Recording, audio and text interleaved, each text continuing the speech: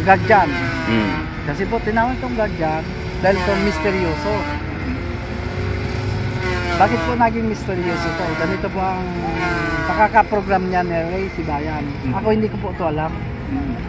Ay siya po, may kanya-kanya kaming kaalaman sa spiritual. Ang kaya ko lang naman noon, maghuli ganyan ng inkanto.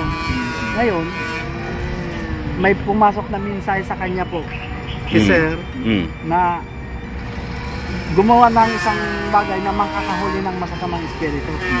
So, ito nga ang guardian na to, ipinogram na po ito. Pag program niya, mayroon itong ilang klase ito, Sir? Ano ba ito? Medium? Medium yan. Medium. May small. May small. May extra large. May extra large. May jumbo size. May jumbo size. Depende po sa klase ano. Ito pong Kapag mas malaki ang size, mas malaki. mahaba ang range mo. Ito lang po yung kinabit namin noon na 200 meters paikot po yung 200 range niya. Ano yun? Ngayon, ito po, pwede nyo gamitin sa loob ng bahay.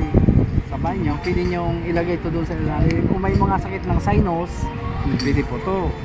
Ididikit lang dito sa ulo kasi natisting namin dito nung nagsak namin na sinus, ididikit lang ito dito. Pag dikit dito, after mga 30 minutes lang po, lumuwag na yung pag-sinus niya. Ayun, ito po ang dala po nito, lahat ng mga pain sa katawan niya, natin nyo lang,